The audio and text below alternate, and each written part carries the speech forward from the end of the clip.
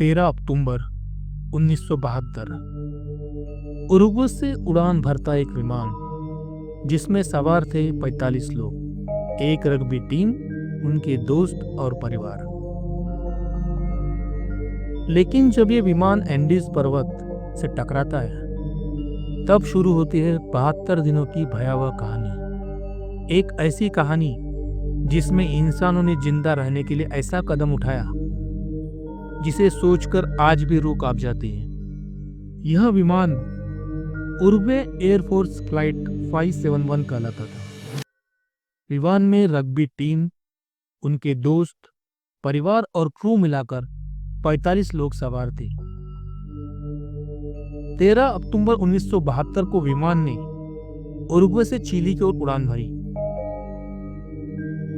लेकिन खराब मौसम और पायलट की नेविगेशन गलती के कारण विमान एंडीज की ऊंची ऊंची बर्फीली चोटियों से टकरा गया। विमान 3 टुकड़ों में बिखर गया। 12 लोग मौके पर ही मारे गए। बाकी लोग बर्फ और ठंड में जिंदा तो बचे, लेकिन ये तो उनकी असली परीक्षा की शुरुआत थी। बचे हुए यात्रियों को बर्फ से ढकी घाटी में 30-40 डिग्री नीचे तापमान झेलना पड़ा। न खाना, न पानी, न गर्म कपड़े। उन्होंने सबसे पहले विमान के मलबे का इस्तेमाल किया, सीट को बिस्तर बनाया, विमान की खिड़कियां को ढककर आश्रय तैयार किया।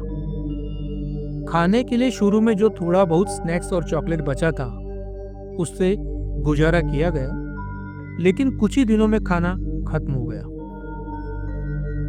अब सवाल था, इतनी भयानक ठंड और भूख में वो कितने दिन जिंदा रह सकते हैं। कई दिनों तक उन्हें उम्मीद थी कि बचाव दल आएगा, लेकिन 8 दिन बाद रेडियो पर उन्हें पता चला कि खोज अभियान रोक दिया गया है। सरकार ने मान लिया था कि इतने ऊंचे पहाड़ों और ठंड में कोई जिंदा नहीं बच सकता।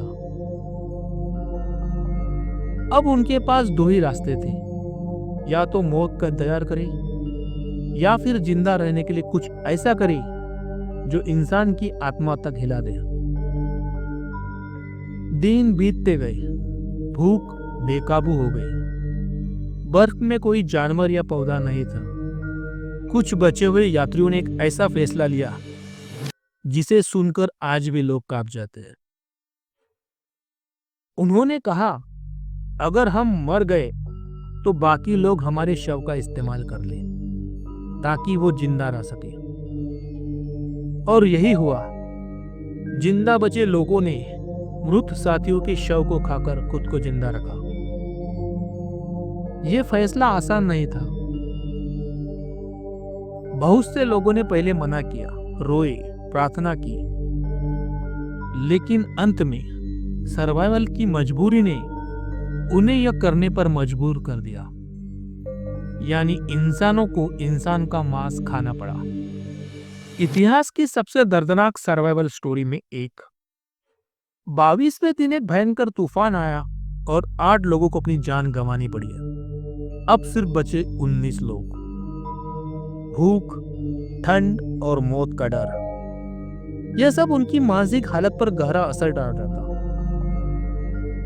लेकिन उनमें से कुछ ने ठान लिया था कि अगर यहां से निकलना है तो खुद पहाड़ चढ़कर बाहर निकलना होगा। इनमें से 2 युवक, फर्नांडो पेराडो एंड रॉबर्ट कैनेसा, ने तय किया कि वे खुद पैदल मदद के लिए जाएंगे।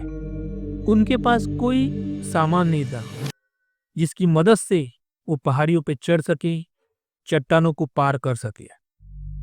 सिर्फ हाथ से बने जूते, थोड़ी सी चॉकलेट और कपड़े। 10 दिनों तक बर्फ और पहाड़ों में चलते हुए आखिरकार उन्हें एक चरवाहा मिला, और उसके बाद उन्होंने उस चरवाहा को असली आप बीती बताई।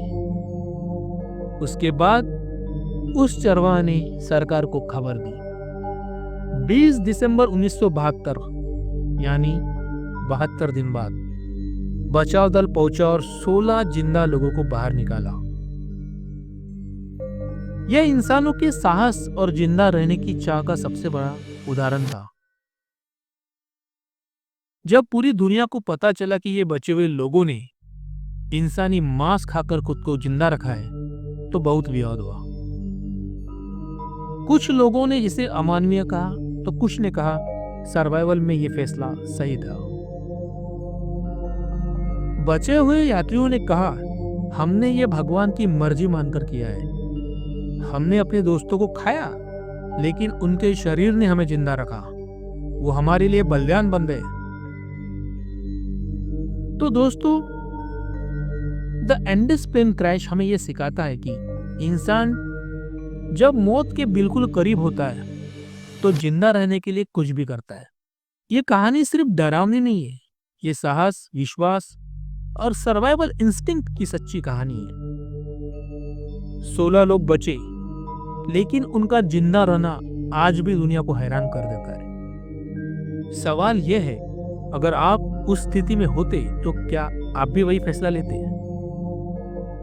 दोस्तों, अगर आपको हमारा वीडियो पसंद आया होगा तो प्लीज चैनल को सब्सक्राइब करें, वीडियो को लाइक करें और मिलते हैं अगले वीडियो में। धन्यवाद।